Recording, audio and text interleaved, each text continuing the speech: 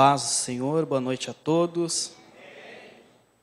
Graças a Deus. Sente em nome de Jesus, podem sentar.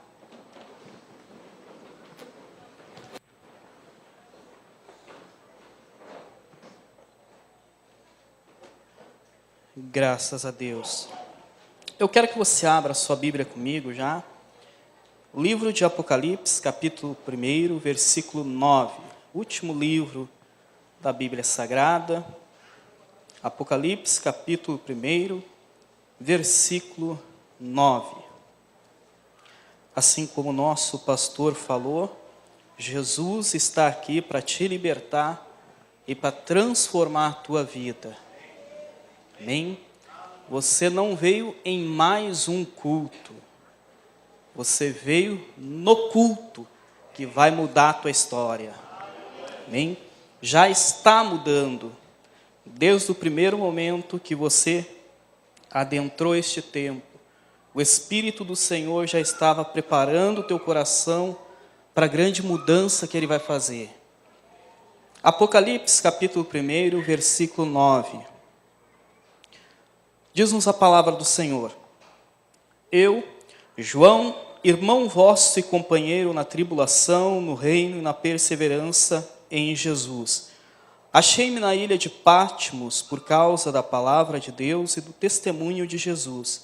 Achei-me em espírito no dia do Senhor, e ouvi por detrás de mim uma grande voz, como voz de trombeta, dizendo: O que vês, escreve em livro e manda às 7 igrejas, Éfeso, Esmirna, Pérgamo, Tiatira, Sardes, Filadélfia e Laodiceia. Voltei-me para ver quem falava comigo, e voltado vi 7 candeeiros de ouro, e no meio dos candeeiros de ouro, um semelhante ao Filho do Homem,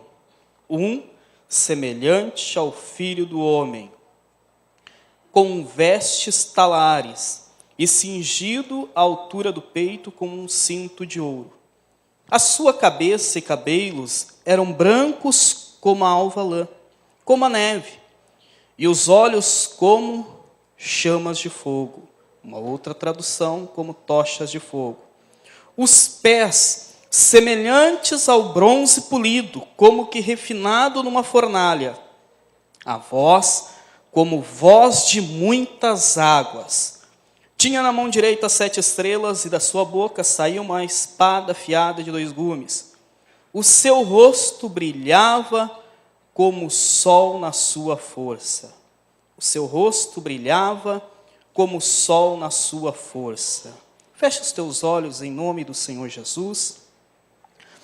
Querido Deus, em nome de Jesus, Paizinho querido, Paizinho amado, aqui estamos neste momento, ó Deus, onde ouviremos a Tua palavra, e pedimos que o Teu Espírito Santo venha de encontro ao nosso coração, para fazer esta palavra trazer uma mudança sobre a nossa vida, sobre a nossa história. Não queremos sair daqui da mesma forma que entramos. Muda algo dentro de nós. Torna-nos pessoas melhores para Te servir e assim glorificar o Teu nome diante desta sociedade que não tem mais referência, que vive perdida, que vive sem esperança, que vive desiludida. Que venhamos sair daqui, meu Deus, com a nossa vida transformada, para poder transformar a muitos outros, em nome de Jesus. Amém? Graças a Deus. Louvado seja Deus. Irmãos, primeiro, antes de falarmos a respeito da visão que Jesus mostra-se a João, a visão que João tem de Jesus glorificado, precisamos entender um pouquinho sobre o Apocalipse. Um pouquinho que eu digo o quê? Entender que o livro de Apocalipse não é um livro de 7 cabeças, escrito para pessoas que têm estudos, teólogos, pessoas que são graduadas e pós-graduadas. O livro de Apocalipse foi escrito com um propósito, para a igreja do Senhor, para todos aqueles que amam ao Senhor. A gente sabe que o livro de Apocalipse é um livro muito cheio de símbolos, profecias, um livro profético, mas ele foi escrito com este propósito, para a igreja do Senhor, para a consolação da igreja, para fortalecer a igreja, para trazer ânimo à igreja. Esse foi o propósito do livro de Apocalipse. E com este propósito, nesta noite, nós queremos decorrer no texto bíblico e entender um pouco mais da vontade do Senhor para a nossa vida. O que o Senhor espera de nós e o que o Senhor quer fazer em nós. Amém? O livro de Apocalipse, quando ele foi escrito, quando é dado esta revelação, Apocalipse quer dizer revelação, quando é dado esta revelação ao homem chamado João, a igreja do Senhor estava vivendo o pior período de perseguição a qual houve na história da igreja. Um momento muito difícil e complicado para a igreja do Senhor. Quando este livro é escrito, quando o apóstolo recebe esta revelação, a igreja estava vivendo em dias de trevas, dias de sofrimento, dias de angústias, dias a qual ela precisava de algo para renovar a sua esperança em Deus. E aí João recebe esta revelação, recebe o Apocalipse, nesses dias assim que a igreja estava vivendo. Foi no início da primeira grande perseguição com a igreja que João acaba recebendo essa revelação da parte de Deus para a igreja, para consolar a igreja, para confortar a igreja, para fortalecer a igreja. E o que acontecia nesse período? Vamos ver um pouquinho mais. Nesse período, em volta, em torno do ano de 67 depois de Cristo, inicia-se a primeira grande perseguição através do imperador Nero. O cara era cheio de capeta, o cara era coração cheio de ódio. Ele fazia muitas coisas que ele era rejeitado até pelos próprios seus, até pelos próprios romanos. Chegou um dia, ele toca fogo na cidade de Roma, quase toda a cidade, e o povo começa a rejeitar suas atitudes, os romanos começam a olhar para ele diferente. Então ele tem uma ideia. A ideia dele qual era? Colocar a culpa nos cristãos. A ideia dele foi essa: bom, já que o povo não vai com a minha cara, já que as pessoas não gostam de mim, eu tenho que me livrar disso. E ele toca então a culpa nos cristãos. A culpa do incêndio foi tocada nos cristãos. A partir daí, então, começou-se a odiar muito a igreja do Senhor. A igreja de Cristo começa a ser perseguida, a igreja de Cristo começa a passar por tribulação, por sofrimento, a igreja de Cristo começa a passar por rejeição, a igreja de Cristo começa a viver dias de trevas sobre a face da terra. E o que aconteceu com essas perseguições? Nós não vamos falar tudo o que aconteceu, porque é muita coisa. Existem até livros contando a história da igreja, o que a igreja passou quando foi perseguida. Coisas que hoje muitos de nós nem sabemos. Coisas que hoje muitos de nós jamais imaginamos que um dia pessoas, por amar a Cristo, por servir a Jesus, iriam passar por isso. O que acontecia nessa perseguição? Os cristãos e suas famílias eram tocadas em arenas com leões.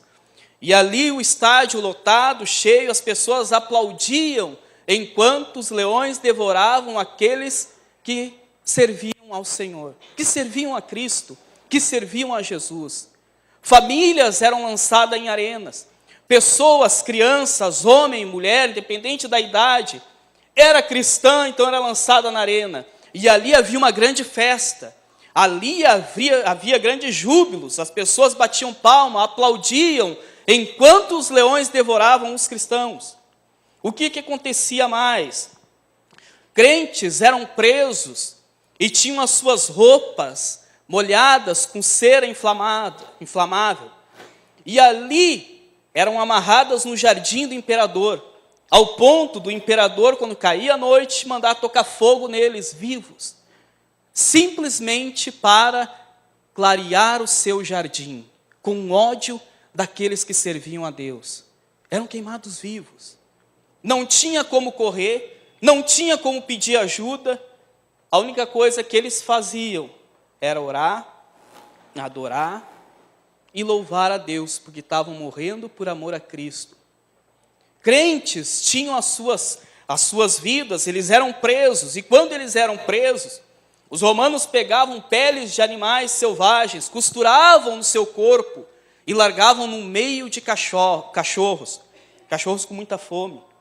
E ali devoravam essas peles e acabavam devorando também os cristãos. Tudo porque havia um ódio contra a igreja do Senhor. E mesmo assim, eles morriam felizes, adorando ao Senhor.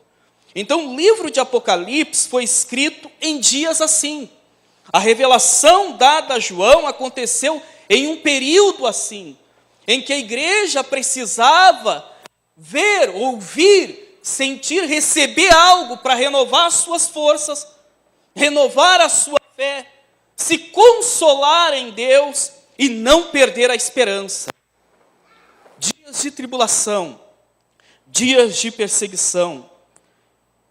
Pessoas, famílias eram lançadas em fogueiras, queimadas vivas.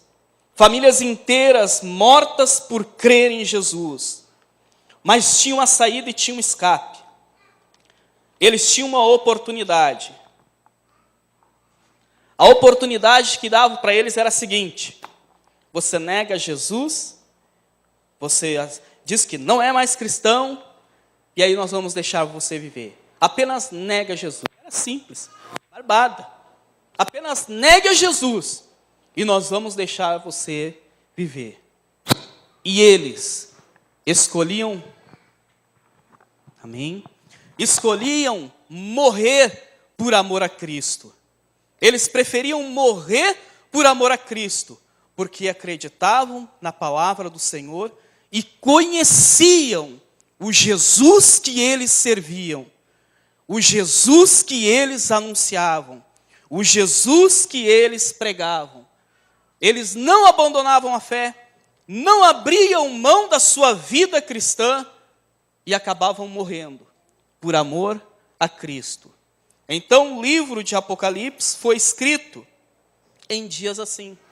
João recebe a revelação em dias assim, em que a igreja precisava ser fortalecida, a igreja precisava ser consolada, e a igreja precisava ter a sua esperança renovada no Senhor. E o que mais? Foi neste período, então, que João recebe essa revelação. O propósito do livro de Apocalipse não é gerar medo nos cristãos, não é fazer com que os cristãos fiquem confusos, mas o propósito do livro de Apocalipse é fortalecer aqueles que amam e servem ao Senhor, diante das lutas, diante das provas e diante das perseguições. Amém? Quando João recebe essa revelação, João também estava passando por sofrimento, por causa das perseguições. João estava numa ilha, assim como ele relata, a ilha chamada Patmos, era uma pequena ilha, e nessa ilha havia uma prisão em que todos aqueles que eram considerados por Roma como prisioneiros perigosos, eles eram levados para lá. E lá estava João, considerado um prisioneiro perigoso aos olhos dos romanos, e foi mandado para lá. Só que antes de João ser mandado para essa ilha, veja bem o que aconteceu.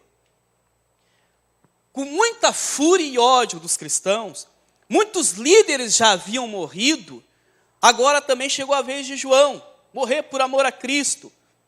Segundo o historiador, pega um galão, um tonel grande, com óleo fervendo, e largam João dentro. Quem sabe para fritar ele vivo. Só que John Fox, no seu livro dos Mártires, ele conta o quê? Que João sai desse tonel ileso, sem nenhuma queimadura, Eu fico pensando quantas vezes as pessoas não falaram para eles, os romanos chegaram: João, nega Jesus? Não, o tonel está ali. João, nega Jesus? Não, tu vai morrer desse jeito. Uma forma cruel. A gente sabe, quem é costuma fazer comida, está fritando um ovo, pega um pingo de gordura no braço, dá vontade de chorar. Imagina João sendo largado vivo dentro de um tonel. Tinha uma oportunidade. Negar a Jesus, ele não iria para o tonel. Mas ele não negou. Ele não negou. Depois disso, então, como não conseguiram matar, ficaram com medo, considerado, com um X nas costas, como um preso perigoso, é mandado para esta ilha. E lá nesta ilha, então, ouvindo notícia do que estava acontecendo com a igreja, o sofrimento que a igreja estava passando, mulheres, crianças, homens, jovens, todos morrendo por amor a Cristo, lá nesta ilha, eu fico pensando como não estava o psicológico desse homem, por mais crente que fosse, por mais servo de Deus que fosse. Imagina servir a Deus e você receber a notícia que um desastre aconteceu com a sua casa, com a sua família. Primeira coisa que nós falamos, mas eu não sirvo a Deus, por que Deus deixou? Por que Deus permitiu? Por que aconteceu logo comigo? João, quem sabe, tinha tudo para reclamar e questionar. Mas a Bíblia diz que em um dia em que ele se encontrava em espírito, buscando ao Senhor, louvando ao Senhor, tanto ele como a igreja, passando por esta angústia e esse sofrimento, não tendo perspectiva de vida, porque sabia que a qualquer hora podia morrer, líderes sendo presos, irmãos sendo perseguidos, mortos, envergonhados, a estrutura psicológica da igreja estava muito abalada. E é nesta fase, neste momento da história da igreja, que vem a revelação de Apocalipse, que vem o Apocalipse para João. A revelação, Apocalipse, revelação. Então vem a revelação para João, mostrando aquilo que muitos queriam ver e não viram, que muitos desejavam ver e não conseguiram. Vem a revelação para João com o propósito de fortalecer a igreja, de consolar a igreja e de renovar a esperança da igreja, a fé da igreja no Senhor. Amém? Dias assim, e aí eu anotei aqui algumas perguntas que quem sabe os irmãos, a igreja estava fazendo, quantos porquês, quantas indagações, quantas dúvidas, e quem sabe a pergunta que mais surgia: onde está Deus? Onde está Deus? Onde está Deus? No meio do sofrimento, no meio da angústia, nós também fizemos assim. Só que não é nem perto do que a igreja estava passando, nem perto daquilo que a igreja enfrentou, nem perto daquilo que a igreja estava enfrentando e passando. Mas agora, preste atenção, uma coisa interessante que acontece, John Fox, no seu mesmo livro dos Mártires, ele conta algo que acontecia, que gerava muita fúria nos romanos, nos imperadores, tanto de Nero e dos depois que vieram depois dele. Eles ficavam irados e furiosos. Por quê? Quanto mais eles matavam os cristãos, mais a igreja crescia. Quanto mais crente eles torturavam, matavam, mais pessoas aceitavam a Jesus, mais pessoas se entregavam a Cristo, mais pessoas acabavam testificando do amor do Senhor. Então isso gerava muita fúria. Como pode? Quanto mais a gente mata eles, mais eles crescem. Matamos 10, quando vê, surge 20, vão dobrando de número. Como pode? E tentando entender o que acontecia com a igreja, a gente descobre algo precioso. Primeiro, a igreja verdadeiramente conhecia Jesus, como ele é. A igreja conhecia Jesus como ele é. Verdadeiramente eles conheciam a Jesus como ele é. Segundo, eles estavam sempre juntos. em local aonde se reuniam para se fortalecer, para trazer ânimo uns aos outros, e em que chamava e despertava curiosidade nas outras pessoas. Como podem? Estão matando e eles ali estão reunidos, e essas pessoas, por curiosidade, acabavam indo ver o que eles estavam fazendo, e acabavam encontrando o Messias, acabavam encontrando a Cristo. E aonde era esse local que a igreja estava se reunindo? No meio da perseguição. Quem é que arrisca? Sabe aonde? Nas casas. Nas casas. Eles não tinham como frequentar templos. Não havia templos cristãos na época. Não havia. Havia o templo dos judeus. Então, eles não tinham como sair nas ruas e pregar o evangelho. Ali estavam nas casas, se fortalecendo, se consolando, trazendo ânimo um ao outro.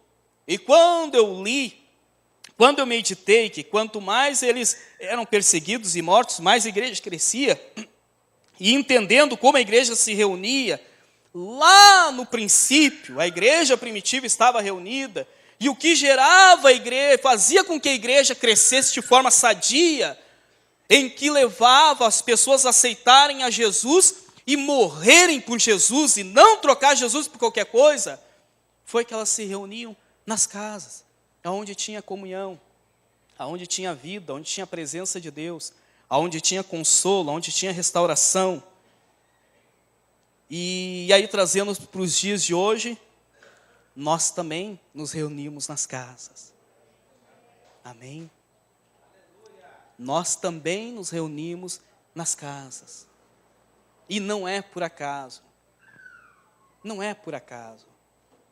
É onde a pessoa chega com a vida destruída, ela é bem cuidada, ela tem o seu casamento restaurado, ela consegue ter uma perspectiva de vida, consegue ter esperança, ela consegue abandonar tudo aquilo que aprisiona ela para começar a viver em novidade de vida.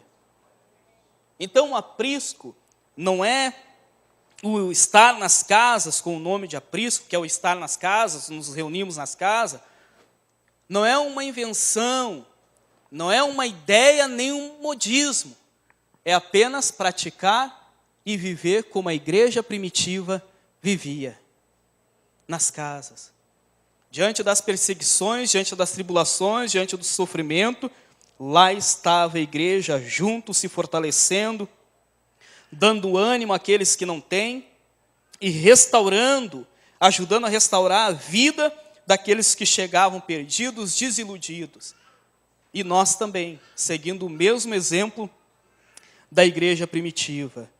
Uma outra coisa interessante para confirmar, quinta-feira estávamos num aprisco e uma irmã começou a falar semelhante à igreja primitiva. Uma irmã começou a testemunhar no momento ali, ela acabou falando que quase não tinha força, que às vezes parecia que não ia vencer, a dificuldade era tanta. Naquele momento, o líder, junto com o aprisco, trouxe uma injeção de ânimo para ela, falou que ela ia vencer sim, porque ela amava Jesus, Jesus ia ser fiel sobre a vida dela, que as coisas iriam mudar, que o impossível ia acontecer na vida dela. O líder falou, depois uma irmã falou, outra irmã falou, e eu creio de todo o meu coração que aquela pessoa saiu daquele aprisco naquela noite, fortalecida, consolada e, acima de tudo, com a esperança viva no Senhor. Amém? Assim como a igreja primitiva, nós também nos reunimos hoje. E ali estava então a igreja primitiva, nas casas, se fortalecendo, lamentando, chorando, se consolando, não querendo questionar o agir do Senhor, mas simplesmente levando mais e mais pessoas a se voltarem para Deus. Assim nasceu a igreja primitiva, assim vivia a igreja primitiva. Pessoas estavam sendo mortas e outras se reunindo e glorificando a Deus porque morreram servindo ao Senhor. E muitos outros acabavam entregando a vida para Cristo. Então a tribulação e o sofrimento que você passa tem um propósito. Não é por acaso. Não é porque Deus não gosta de ti. Não é porque Deus não me ama, Deus não é. Tem um propósito. Você é fiel a Deus, e parece que as coisas não vão para frente. Tem um propósito. Calma. A igreja vivia assim. Pregavam o evangelho, eram firmes na fé, e mesmo assim estavam morrendo. E mesmo assim não negavam a fé a Cristo. Não abandonavam a Jesus. Diferente de nós, que muitas das vezes, nos dias de hoje, se faltar Coca-Cola na hora do almoço, já não sirvo mais a Jesus, já não amo mais a Jesus. Se faltar o dinheiro no final do mês para comprar o sapato que eu quero, cadê Jesus que não está vendo? Somos muito apegados em coisas. Se eu orar e Deus não me atender com um namorado, eu sei o quê, porque Deus não me ama, acontece todo mundo. Se eu orar e Deus não me abençoar com uma namorada, porque não é de Deus, porque é Deus, tudo é Deus. Gente, a perseguição que a igreja passava, era diferente das lutas que nós enfrentamos nos dias de hoje. E eles não abriam a mão de servir a Deus. Eles não abriam a mão de adorar ao Senhor. Eles não negavam a fé. Eles não negavam a fé. Assim como nós, que muitas das vezes negamos a fé por tão pouco. Por tão pouco. Por tão pouca coisa. Queremos abrir mão do evangelho, abandonar Jesus. Por tão pouco. Eles morriam por amor a Cristo. Eles morriam por amor a Cristo. E morriam felizes. Por amor a Cristo. A igreja primitiva estava assim. A igreja primitiva passava por esta situação. E agora João, diante de tanta tribulação, diante de tanto sofrimento, diante de tantas dúvidas, sentimento de abandono, João, quem sabe, pensando qual será a próxima tentativa, qual vai ser a próxima estratégia que eles vão usar para me matar. Como é que vai ser a próxima estratégia deles para tentar tirar a minha vida? Dias assim, em que João jamais esperava acontecer, aconteceu. Vem a revelação para João do Cristo glorificado. De Jesus glorificado. E de coisas que iriam acontecer. Vem esta revelação para João, para fortalecer a igreja, para renovar a esperança da igreja. Vem para consolar a igreja em dias de trevas, em dias de perseguição. Mas como isso era possível? Como isso foi possível? Irmão Everton, eu olho o livro de Apocalipse, é tanto símbolo, é tanta coisa que eu nem entendo. Já começo ali, eu leio só o capítulo 1 até o versículo 3. Depois eu paro, porque é muita coisa. Como isso ia trazer consolo, conforto para alguém? O livro de Apocalipse trazia a revelação de Jesus glorificado como Ele é. Como Ele é. E não a imagem que as pessoas tinham dele, mas como Ele é. Com seu poder, com a sua glória, com a sua autoridade. O livro de Apocalipse também trazia a revelação de Jesus colocando todo o mal que tem agido na terra, fazendo os demônios caírem por terra, retirando, abolindo, exterminando todo o sofrimento que Satanás colocou sobre a humanidade. Então mostra a derrota de Satanás para o Senhor. O livro de Apocalipse também mostra, revela o que aguarda pela igreja. O que aguarda pela a igreja. O que nos aguarda quando partirmos dessa terra? Onde vamos morar? O que é eternidade? O que vai ter lá? Então o livro de Apocalipse trazia essa revelação. Por isso que gerava consolo aos irmãos. Foi para gerar consolo, conforto e fortalecer. Amém?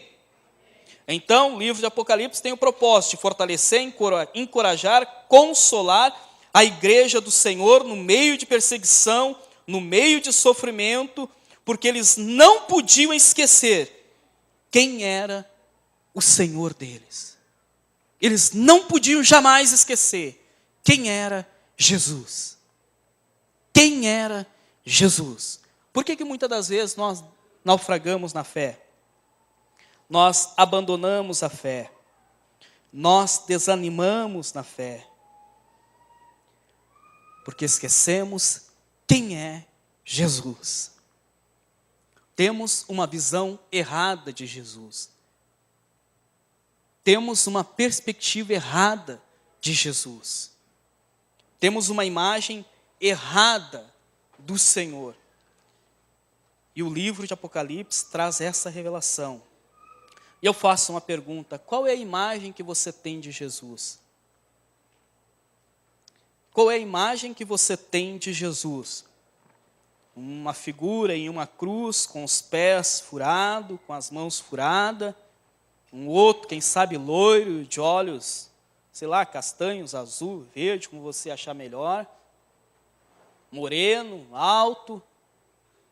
Ou uma pessoa com a cara pálida, sofrimento, angústia, uma cara desanimada. Ou um Jesus pobrezinho, coitadinho. Um Jesus que não consegue nem com ele mesmo. Qual é a imagem que você tem de Jesus? Qual é a imagem que nós temos de Jesus? Qual é a visão que você tem de Jesus? Qual é? É essa visão e esse conhecimento de Cristo que vai fazer a minha fé não naufragar.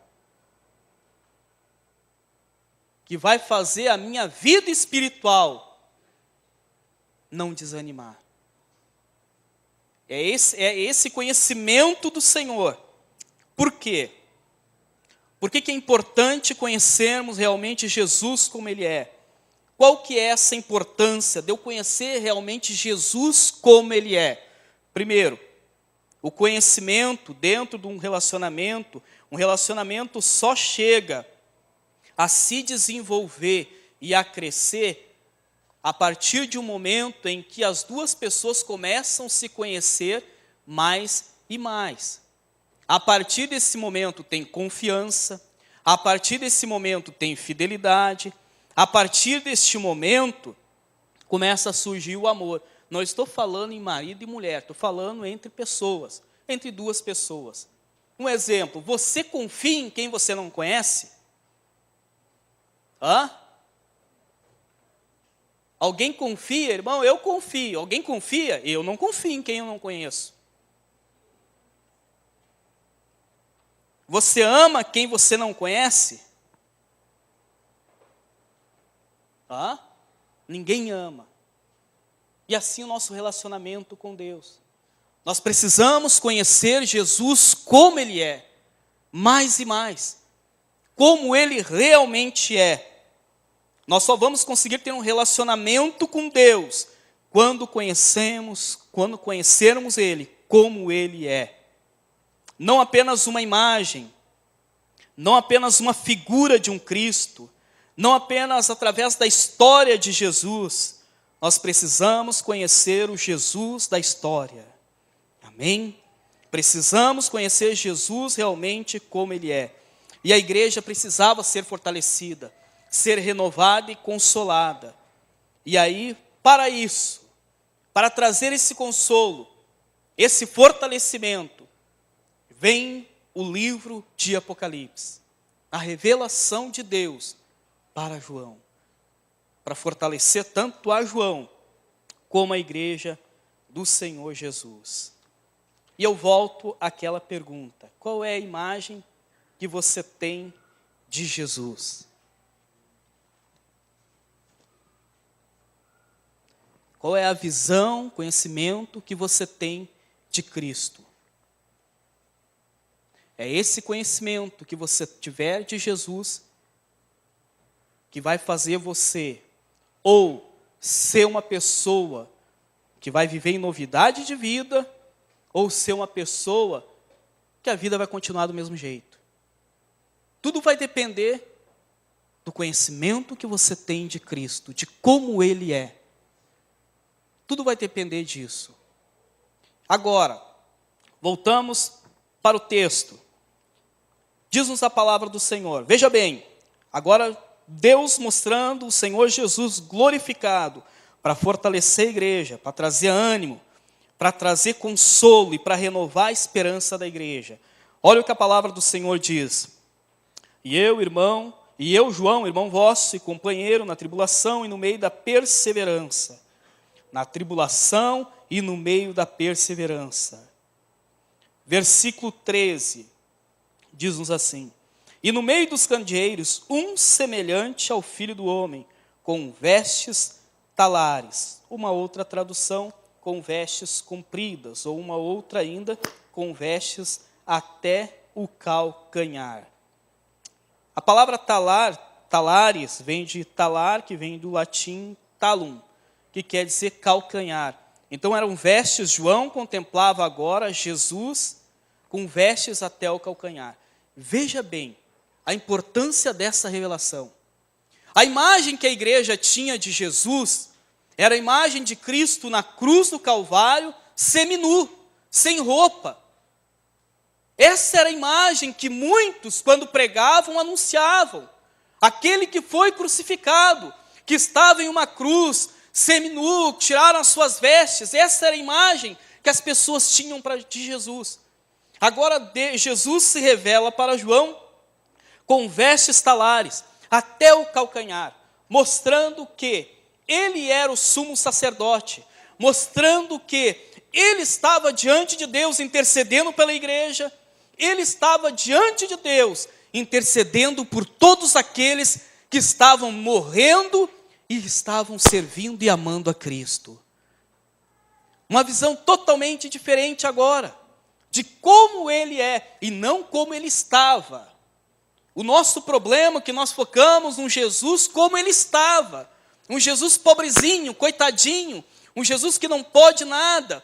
Um Jesus que está lá preso em uma cruz. Um Jesus que não consegue nem com ele mesmo. João já traz uma revelação diferente.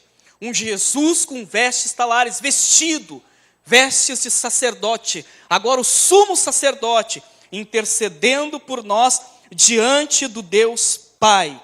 Essa é a visão que João começa a ter de Jesus.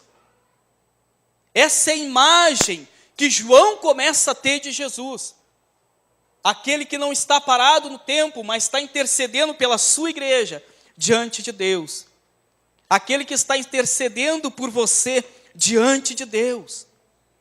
Aquele que está diante do Deus Todo-Poderoso, intercedendo pela tua vida, sendo teu advogado diante de Deus.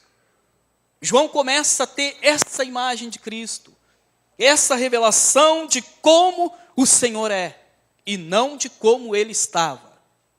E não de como ele estava. Diz mais, Hebreus capítulo 4, versículo 14 e 15, você não precisa abrir aí, que eu vou ler, só anota a referência. Tendo, pois, a Jesus, o Filho de Deus, como grande sumo sacerdote, que penetrou os céus. Versículo 15 diz assim, porque não temos um sumo sacerdote que não possa se compadecer das nossas fraquezas. Pelo contrário, ele se compadece das nossas fraquezas. Por quê? O Jesus que nós servimos sabe o que é passar a tribulação. Sabe o que é viver aquilo que você está vivendo. Sentimento de abandono, ser odiado pelos outros, rejeitado pelos outros, ele sabe. Por isso que nas nossas fraquezas, ele está diante de Deus, intercedendo por nós. Com vestes talares. Ainda no versículo 13 diz assim, essa é a imagem que nós precisamos ter de Jesus. Quando eu falo em imagem, pelo amor de Deus, não entenda que eu estou falando em uma imagem de escultura. Senão a pessoa vai sair do culto, vai lá querer fazer uma imagem de escultura. O irmão falou, é a imagem que eu tenho de Jesus. A imagem que eu estou falando se refere à visão que nós temos, conhecimento que nós temos de Cristo. Amém? Apocalipse, ainda versículo 13, diz assim, na altura do peito um cinto de ouro. No Antigo Testamento e tanto no Novo, um cinto de ouro à altura do peito simbolizava força e autoridade. Força e autoridade. Somente uma pessoa com autoridade vestia este cinto. Depois que Jesus ressuscita, antes de ser assunto aos céus, Mateus capítulo 28, versículo 18, anote a referência. Ele disse para os discípulos, depois que ele ressuscitou, ele disse para os discípulos: todo poder é me dado, tanto no céu como na terra. Uma outra tradução: toda autoridade me foi dada, tanto no céu como na terra. Esse é o Jesus que nós servimos. Amém? Não é um Jesus pobrezinho que não pode fazer nada por ninguém. É o Jesus que tem toda a autoridade em suas mãos, todo o poder foi confiado a Ele. Então Ele pode fazer tudo na sua vida. Ele pode mudar a sua história. Ele pode terminar com o teu sofrimento. Porque todo o poder e toda a autoridade está em suas mãos. Essa era a imagem que Ele queria passar para a igreja. Para consolar, para fortalecer, para renovar a fé da igreja, no meio de tanto sofrimento, no meio de tanta angústia e dor, aonde cristãos estavam morrendo. Agora eles contemplam. João escreve: olha, o nosso mestre não está mais nu, o nosso mestre não está mais seminu, como na cruz nós lembrávamos dele.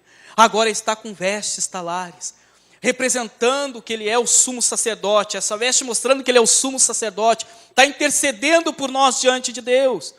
O nosso mestre não é mais aquele que muitas das vezes foi impedido de ir a determinada cidade, a determinado lugar, tinha que fugir, se esconder para não ser morto, porque tinha que esperar a hora certa. Não, o nosso mestre agora passou aquela fase, ele ressuscitou, e todo o poder e toda a autoridade está nas mãos dele. Era necessário escrever isso para a igreja.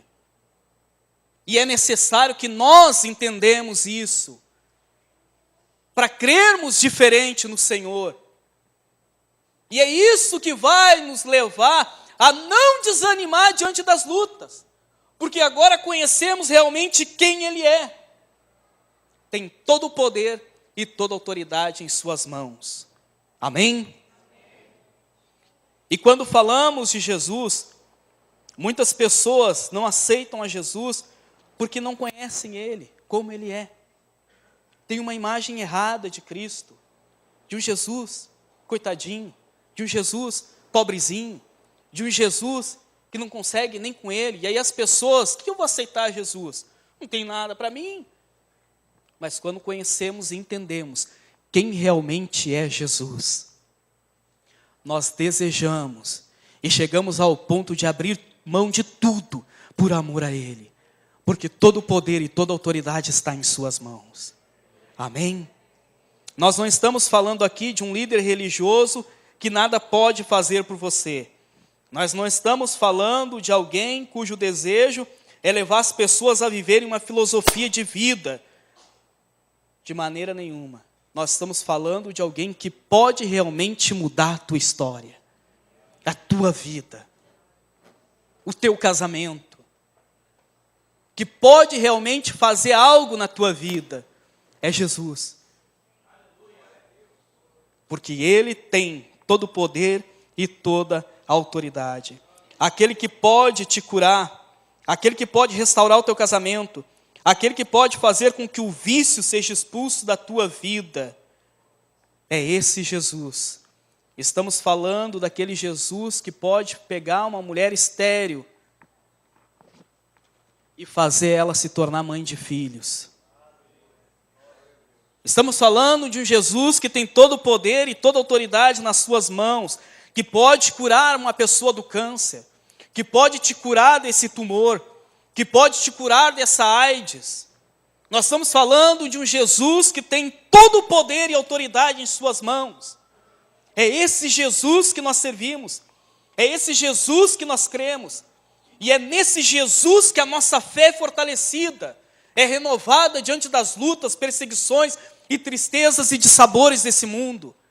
Quando eu tenho essa imagem de Jesus, quando eu conheço Ele, como Ele é, É esse Jesus que nós precisamos conhecer. É esse Jesus que pode fazer o impossível se tornar possível na tua vida. Porque Ele tem todo o poder e toda a autoridade. Amém? Você pode aplaudir a Ele bem forte? Aleluia.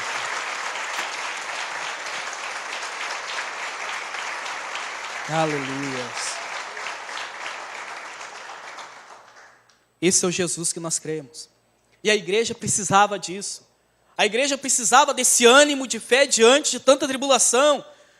E muitas das vezes nós também passamos pelas lutas, momentos difíceis, e queremos abandonar a fé porque esquecemos quem realmente é Jesus. Ou temos uma visão errada, uma imagem errada de Cristo, como se nada pudesse fazer por nós. Ele peleja por nós, Ele luta por nós, Ele está com nós, Ele enche o nosso coração de paz no meio da tribulação, Ele nos traz ânimo, nos traz esperança, Ele renova a nossa fé, Ele nos faz andar de cabeça erguida, com perspectiva de vida, porque todo o poder e toda a autoridade está nas mãos do nosso Senhor. Amém? Só Jesus pode fazer um milagre na tua vida. Aonde a ciência não consegue fazer mais nada. Aonde a medicina chega no limite. O nosso Jesus tem todo o poder e toda a autoridade para fazer um milagre na sua vida. Na sua casa e na sua família. Porque só Ele tem todo o poder e toda a autoridade em suas mãos. Versículo 14, diz assim: a sua cabeça e cabelos eram brancos como a alva lã, como a neve. A sua cabeça e cabelos eram brancos como a alva lã, como neve. Uma outra tradução vai dizer um pouquinho diferente. Medite comigo. A igreja lembrava de Jesus, um Jesus com uma coroa de espinho na cabeça, um Jesus com o cabelo molhado de sangue e suor, um Jesus no Calvário e rumo ao Calvário, com o rosto ensanguentado, um Jesus sem forças. Essa era a imagem que muitos tinham. Agora João já recebe uma revelação diferente de como ele é e não como ele estava. Já nos mostra a sua cabeça e os seus cabelos branco como a lã. Brancos como a lã. O branco é o símbolo de santidade e de paz. Assim são os pensamentos de Jesus. Assim são os pensamentos de Jesus. Um escritor, em um dos livros da Bíblia, diz assim: quem conheceu a mente do Senhor? É diferente da nossa. A nossa é uma mente impura. A nossa é uma mente impura. A mente do Senhor é pura, é santa. A mente do Senhor é pura e é santa. E aí vem uma segunda pergunta. O que você acha que Jesus pensa de você? O que Jesus pensa de nós? O que você acha? O que Jesus pensa de você? O que Jesus pensa de você? Quem sabe pessoas aqui nesta noite estão neste lugar e olham para o lado e contemplam famílias reunidas, pessoas alegres, pessoas felizes, e fica pensando como pode esse Jesus que tem poder e autoridade, e começa a lembrar do seu passado, tanta coisa que você fez, tantos dissabores, tantas coisas, escolhas que você fez errada, e aí você fica pensando que a tua vida não tem mais jeito, que você jamais vai alcançar isso que aquelas pessoas que estão do teu lado alcançaram, a felicidade. E aí você se condena por causa do teu passado e olha para Deus como se Deus fosse um carrasco. Olha para Deus como se Deus fosse um vilão, como se Deus não te amasse, como se Deus não se importasse por você, com você. A Bíblia diz que os seus cabelos são brancos como a lã. A sua cabeça e os seus cabelos brancos como a lã. O que Jesus pensa de você? o que Jesus pensa de nós? O que Jesus pensa de cada um de nós? De você, jovem. O que Jesus pensa de você? De você, pai, que aqui está. De você, mãe, que aqui está. Será que ele pensa da mesma forma que o teu marido pensa de você, esposa? Ou da mesma forma que você, esposa, pensa do teu marido? Da mesma forma que o pai que aqui está pensa do filho, você filho? Será que Jesus pensa da mesma forma igual os teus familiares, os teus amigos, os teus colegas que estão sempre te julgando, condenando por causa das escolhas erradas que você fez no passado? O que Jesus pensa de nós? O que Jesus pensa de nós? Será que ele pensa como os outros, os nossos conhecidos, que só sabem nos apontar o dedo, nos condenar, nos julgar, ver o nosso mal? Será que Jesus pensa assim? Os seus cabelos, brancos como a lã, sua mente, sua cabeça, paz, santidade. Olha o que a palavra do Senhor diz. Isaías 55, versículo 8 e versículo 9. Vamos ler o que a palavra do Senhor diz a respeito dos pensamentos do Senhor. Vamos ver que é totalmente diferente. Primeiro, 55, versículo 8. Anote aí. Porque os meus pensamentos não são os vossos pensamentos, nem os vossos caminhos, os meus caminhos, diz o Senhor. Porque assim como os céus são mais altos que a terra, assim os meus caminhos mais altos que os vossos caminhos, e os meus pensamentos mais altos que os vossos pensamentos. Já mostra que Deus pensa totalmente diferente daquilo que você acha, do que os outros pensam de você. Totalmente diferente. Jeremias capítulo 29, versículo 11 e 12. Olha o que a palavra do Senhor diz.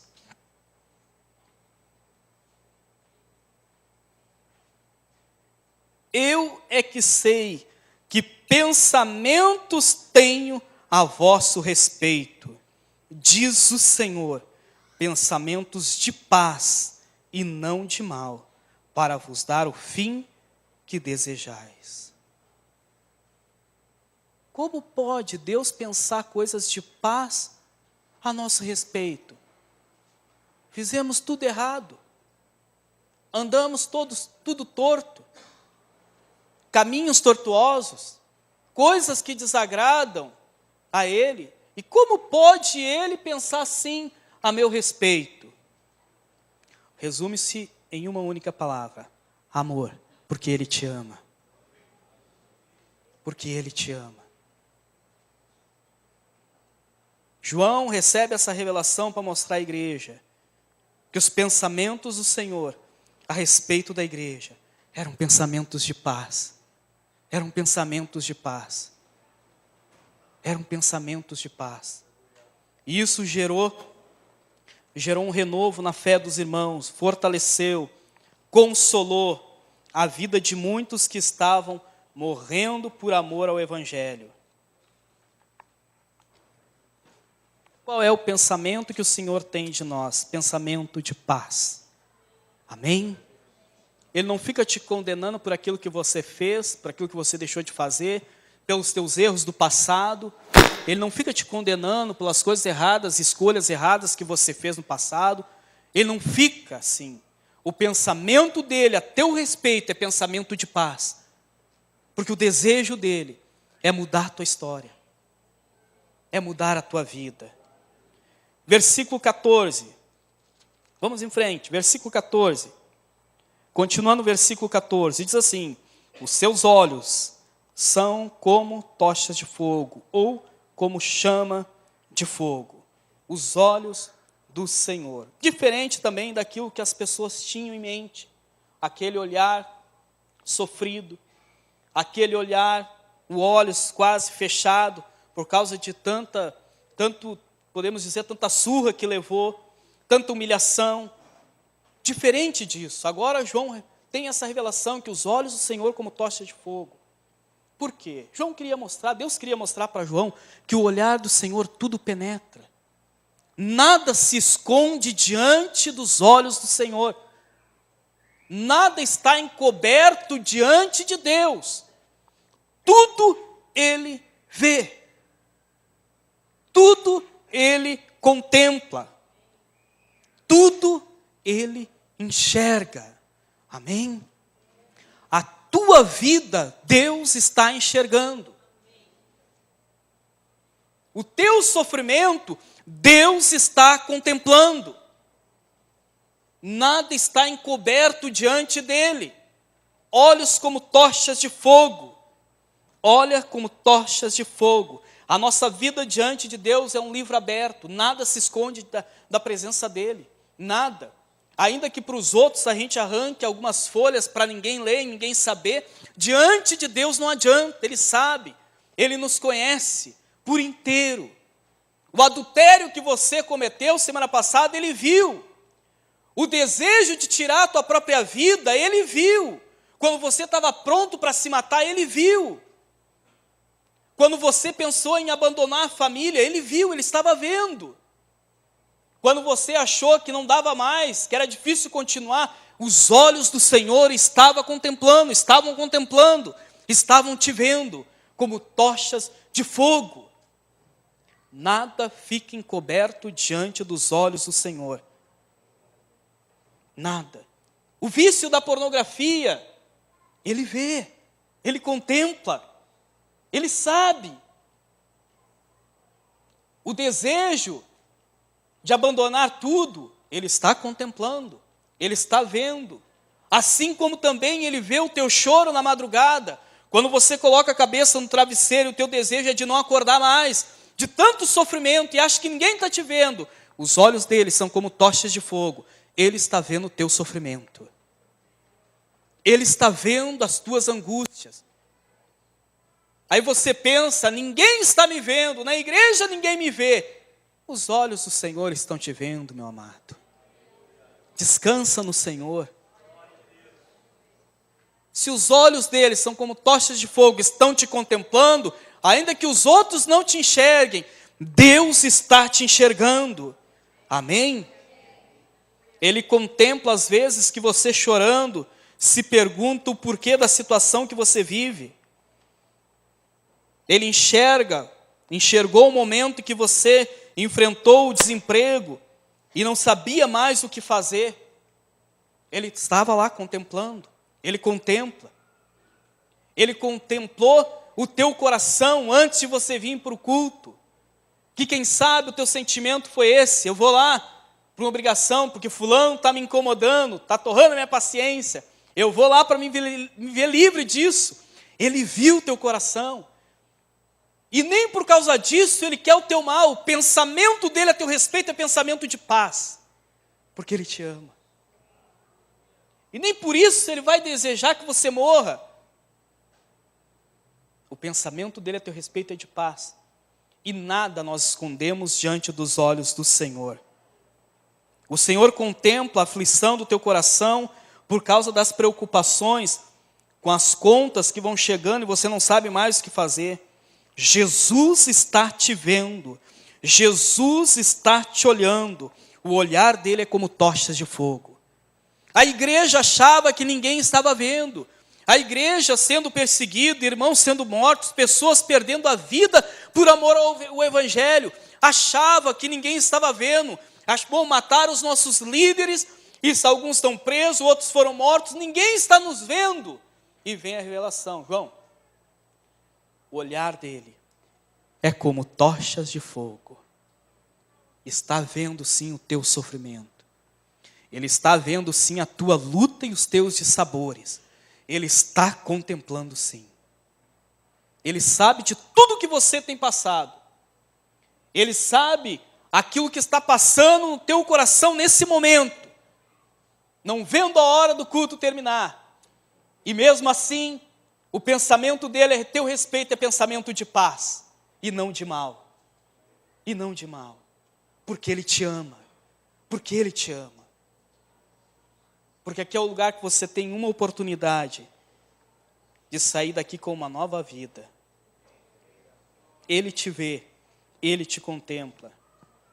Às vezes, quando você pensa em abandonar tudo, largar emprego, largar tudo, e muitas pessoas pensam assim, eu vou me sumir daqui. Ele vê e Ele contempla. E aí você não entende por que você não conseguiu tirar a tua própria vida. Por que você não conseguiu realizar uma tragédia como estava nos seus planos? Por que você não conseguiu destruir outras famílias? Por que você não conseguiu abandonar a tua esposa? E por que você, esposa, não conseguiu abandonar o teu marido? Ele estava vendo e Ele não deixou. Porque Ele tem uma nova história para você. Porque Ele tem uma nova história para você. Ele tem uma nova vida para você. Ele está te vendo. O vício que te aprisiona e você não sabe mais o que fazer, Ele está te vendo. Ele está te vendo. Nenhum sofrimento que você passa desapercebido aos olhos do nosso Deus. Olhos como tochas de fogo, olhar penetrante, ao ponto de enxergar lá dentro da tua alma, do teu coração, ao ponto de enxergar lá onde ninguém consegue enxergar.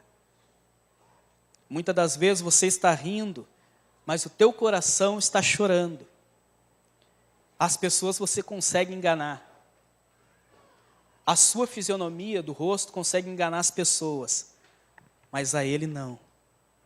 Mas a Ele não, porque o olhar dele é como tochas de fogo. Ele enxerga lá dentro da tua alma, do teu coração. Ele sabe das tuas tristezas, das tuas lutas e dos teus dissabores. Ele sabe de tudo isso. Mas o que Ele quer é que você entenda que Ele é o Senhor. Que Ele tem todo o domínio nas mãos dEle. Todo o poder e autoridade está nas mãos dEle. Confie, creia, se lance. Não desanime, mas apenas continue crendo. Buscando Ele, que a tua história vai mudar. É o que nós cremos. Amém? Louvado seja o Senhor. Continuando, versículo 15. Indo para o final. Diz-nos a palavra do Senhor: os seus pés semelhantes ao bronze polido, como que refinado em uma fornalha. Como que refinado em uma fornalha. Pés como bronze polido. Como bronze polido. João agora não vê mais os pés inchados e os pés furados pelos cravos. Deus queria que a igreja tivesse essa imagem de Cristo. Não mais um Cristo sofredor. Não mais um Cristo com os pés furados. Mas agora um Cristo ressurreto. Um Cristo glorificado. Um Cristo que traz esperança ao coração. Um Cristo que muda a história de qualquer pessoa. Deus tinha esse propósito com o livro de Apocalipse, com a revelação do nosso Senhor de como Ele é. João agora não vê mais os pés machucados do nosso Senhor por causa do caminho que Ele percorre na via dolorosa. Não mais. Agora Ele vê os pés do nosso Senhor também glorificado. Ele vê agora no caminhar de Jesus perfeição, autoridade, passos de quem tem domínio e poder, como bronze, beleza, estabilidade e autoridade. Caminhar de quem não pode ser detido e nem parado. De quem não pode ser detido e nem parado. O livro de Apocalipse nos mostra que nada pode impedir Jesus de caminhar ao teu encontro. Nada. Nada pode impedir Jesus de caminhar ao teu encontro. A fornalha ardente não pode impedir. A cova dos leões não pode impedir. A caverna não pode impedir. Nada. As prisões não podem impedir. Os demônios não podem impedir. O sofrimento não consegue impedir Jesus de caminhar ao teu encontro. E é o que Ele faz nessa noite. E o que Ele quer fazer. Ir de encontro a você. E nada e ninguém vai impedi-lo de se aproximar de você. de chegar perto de você. Os pés como bronze, assim como bronze polido, refinado na fornalha. Esse é o Jesus que nós precisamos crer. Esse é o Jesus que nós precisamos confiar. Essa é a imagem real de como o nosso Senhor é. E aí vai uma pergunta: o que são as nossas lutas diante desse Jesus? O que são os teus anseios diante desse Jesus? O que é enfermidade diante desse Jesus? O que são as tuas frustrações diante desse Jesus? O que são sonhos que não deram certo, que você muito se entristeceu diante desse Jesus? O que são os nossos dissabores diante desse Jesus? O que são os problemas que roubam a nossa paz diante desse Jesus? O que é a notícia indesejada que o médico te deu diante desse Jesus? Que tudo pode, que nada impede ele de ir ao teu encontro e realizar o milagre.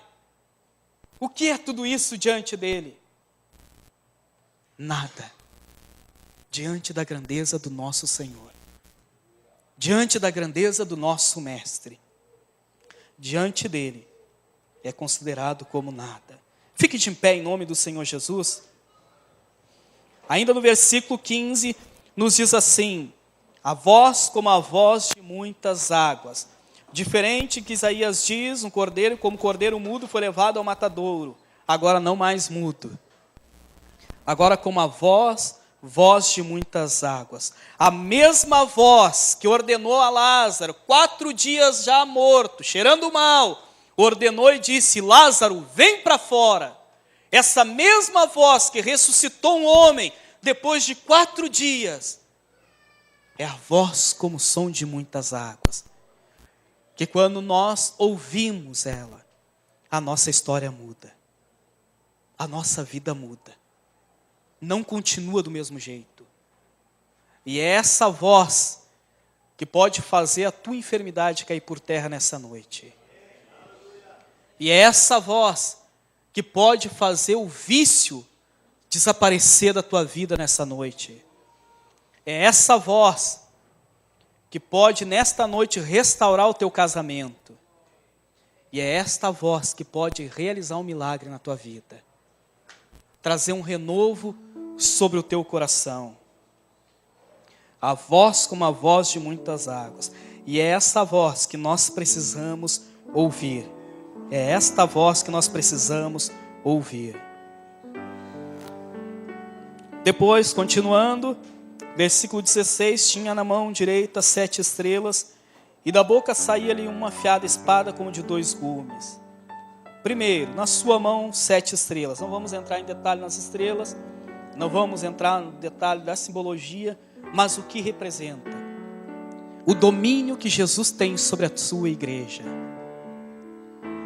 A sua igreja, a igreja de Cristo, Jesus tem o total controle e domínio sobre ela. Agora não mais umas mãos furadas, que precisou de ajuda, não.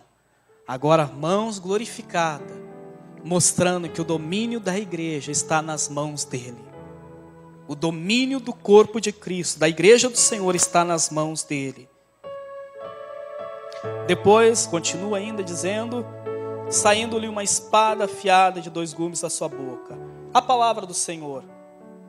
A palavra do Senhor, como nos diz no livro de Hebreus, ela penetra lá dentro, na divisão da alma e do espírito, aonde ninguém consegue penetrar, aonde a ciência não consegue chegar, aonde a medicina não consegue atingir.